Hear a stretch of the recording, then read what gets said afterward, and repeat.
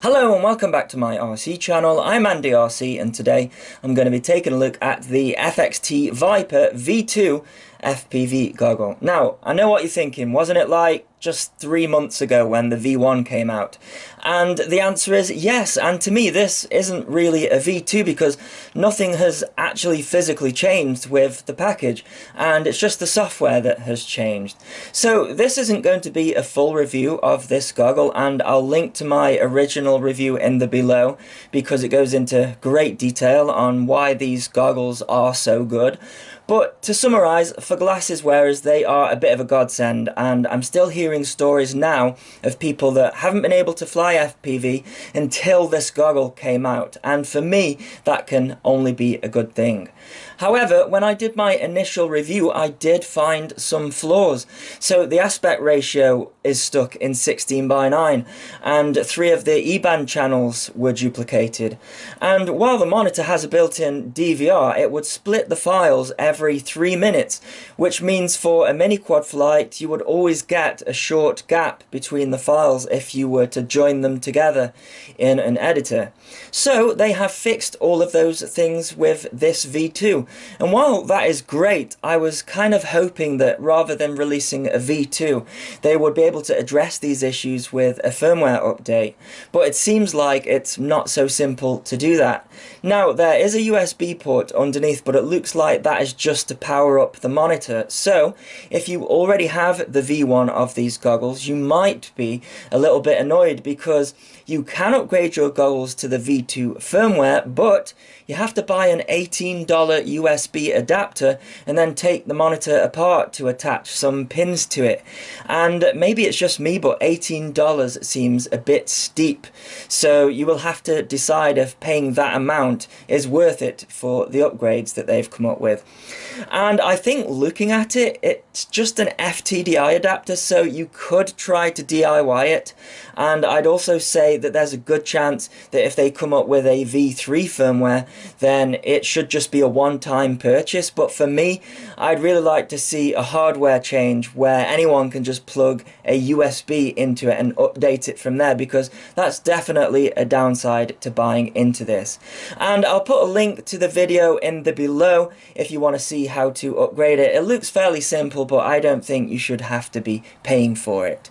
So now in the main menu we have an aspect ratio switch of 16:9 to 4:3, and in the channel menu we now have no duplicated channels on the E-band.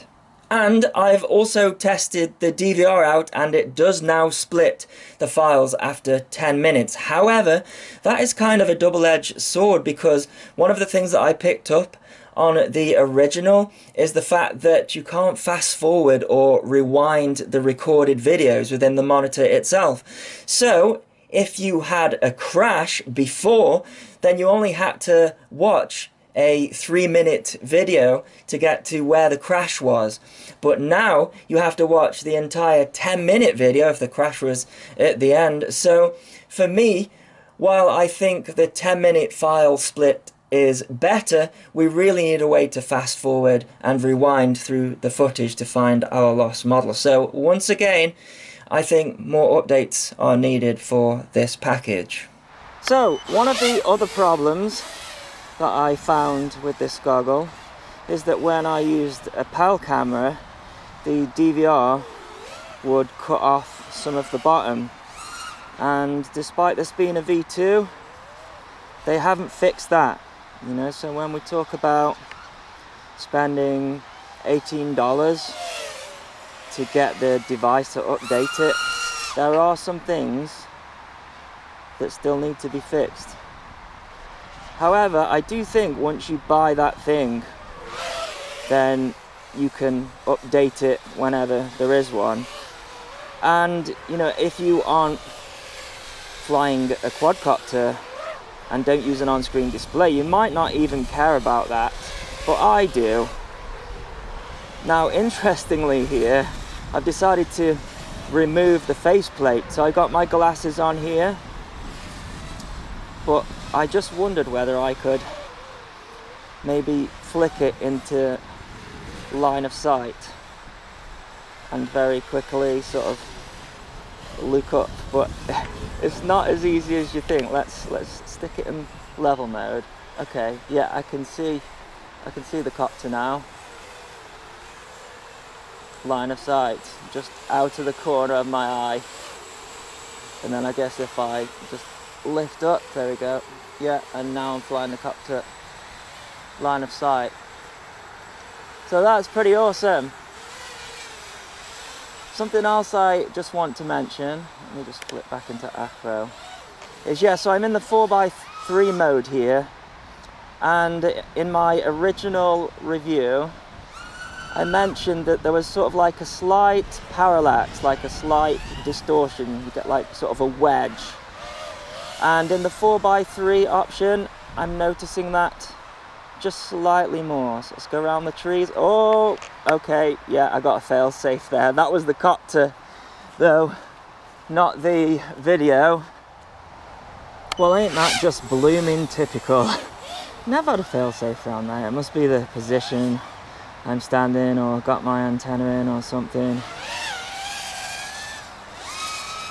But yeah, I have to say I do welcome the fixes that they have put in. I like the 4x3,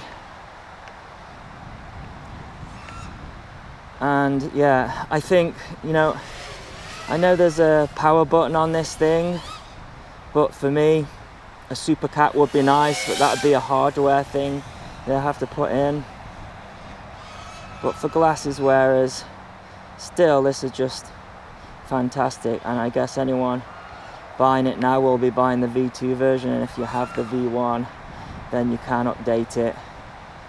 But I would also be expecting more updates myself. But just as before,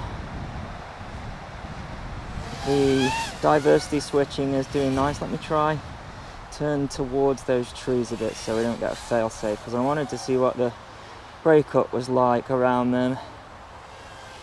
I think I'm just not quite. Yeah, there we go. So what was it I was testing? The Sky Zone Sky 03. They did better than that. Just a couple of lines. This one breaking up a little bit more. Yeah, definitely, and on the limits of the FR Sky failsafe. But yeah,